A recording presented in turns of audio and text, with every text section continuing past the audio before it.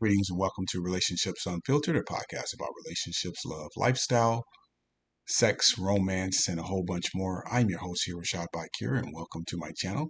Be sure to check me out through my social media platforms on Twitter and Instagram and Facebook, as well as my YouTube channel, which is RB Media 323, which is probably what you're watching here right now. And don't forget to hit the like button and share.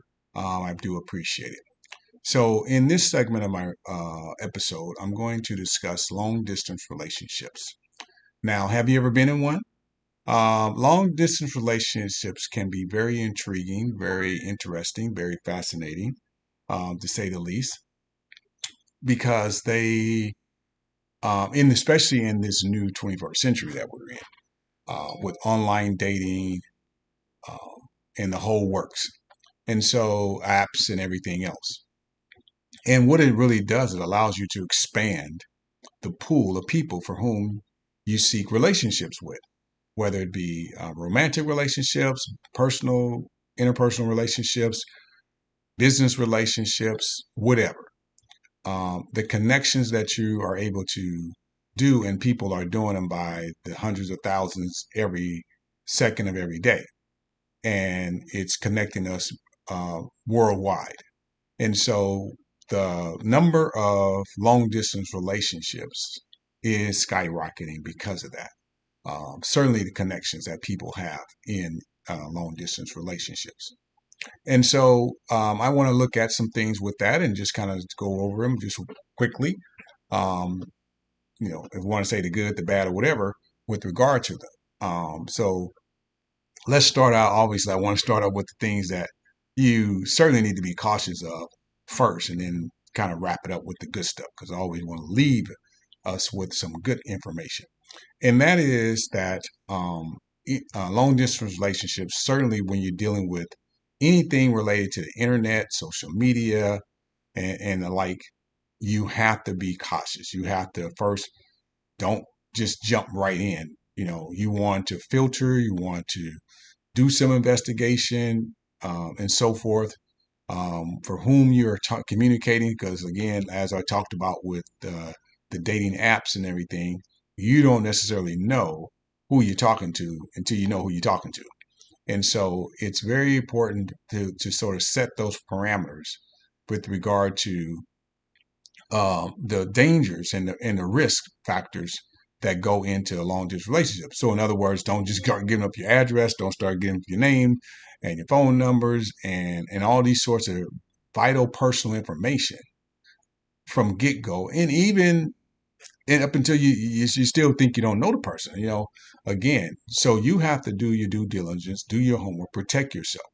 And we see this time and again where people get duped, especially women, because again, we see a lot of women particularly looking for love. That's what a lot of people are out there looking for: relationships, looking for love, and all that, which is great and certainly admirable for folks.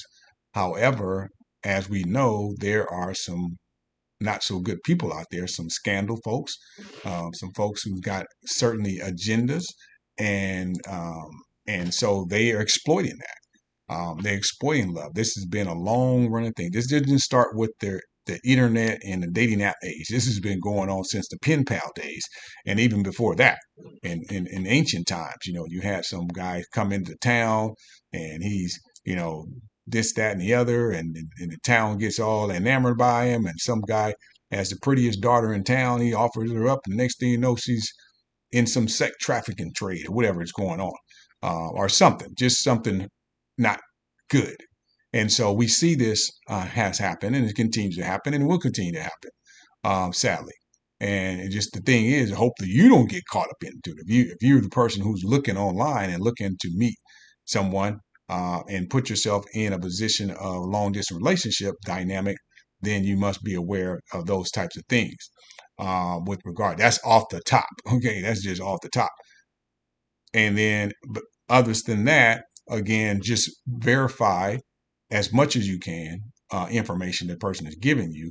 So that means if they telling you this, then investigate on that. See Do they work at this company, or do they live at this area that they say they live in, and all that sorts of things as best you can. Um, do your own little detective work. The other thing is, even if you're on sites and you're meeting people on these sites, again, that goes in what I was saying about the apps and everything else, whereby you want to make sure you're on a reputable, as much reputable site as you can be on. You're on some janky site where they got all kinds of stuff going on, where they're taking your money and doing this and that and the other, and you're not getting what you think you should be getting or paying for the service that you're paying for, then you need to readdress that as well too. So again, make sure that you're on legitimate sites if you can, and all that kind of stuff. Because people, like I said, they put themselves in vulnerable, desperate, thirsty positions, and all that, and then they're because again they're searching for love, they're searching for that one, they're searching for um, Cupid's arrow, just hitting them, and all that other stuff, and then because they want to believe, and that's where you're vulnerable to get preyed upon because you want to believe. And then, like I said, people would tell you all kinds of stuff, whatever you want to hear, especially guys and stuff. And so that's how that thing plays itself out. And the same thing for guys. There's women out there, the same sort of thing. Like as I talked about with these dating apps, it's all a trap game. It's to get you hooked in and think that you finding the woman of your dreams and all that other stuff, and it might be something else behind that, and something that you're not gonna like for sure. So, and then on top of the fact that you see the same type of money scams go on, where all of a sudden they're asking for money and this type of thing with some sob story, and people get sucked into that stuff, and it doesn't matter the number. They just fishing for whoever is going to bite on it, and that's the thing. What they do with these sites, and then on top of that, what you have to watch out for is the AI stuff. So again, you have these profiles of people who are not even real people. Again, they're AI generated folks. And then there's probably a person behind that. I don't know all the ins and outs of how all this stuff works, but because I haven't been caught up into that so far as I know, in with regard to this. But we know that this AI stuff is out there and it's real and it's doing a lot of stuff in terms of this. This is a new player in the game, the AI, and what is a big piece because, like I said, it's got everybody confused on what are they doing. So those are some real quick hard hitting things about the bad that you should already know off the top about um, getting yourself into a long distance relationship with somebody, and then let alone after you got to those things, once you can kind of see, okay, this person is legit, you might be doing FaceTime with them and all that stuff so you can see they're a real person and what have you. Still still you got to go back and check 1 2 3 for whatever it is in terms to, okay, finding out exactly what are you getting yourself into with this person. Are they on the run from the police? Are they got some kind of stuff going on? Are what they into, and this and that and the other. So it takes time. Don't feel rushed, if anything, by anybody, male or female, whoever, with regard to your search in a long distance relationship. And then once you enter a long distance relationship, because sometimes these things don't start out as a long distance relationship first, they grow into that. You might be in the same city with someone, and then they get a job offer, and they're going to move, but you still want to keep the relationship because you might have your own thing going on, whether you're in school, whether you're in working, and all that. You don't want to just get that up quickly. You want to see how things going to get, how would they work as a long distance relationship, whether that be short term or long term. And then at that point, you try to make it work through. And then, of course, you got to worry about, okay, does the person who's away stray? That's another thing you got to worry about, because once they get somewhere else, then it might be game on. And as again, it's a whole new ball game, and they over there dipping with somebody else, and then you find out later or whatever how the situation unfolds, and then there you go, you're heartbroken over something like that. So that happens quite a bit of time. So you don't know what's happening, like with regard to that. So those are some quick points I wanted to just jump in. I want to just keep this short.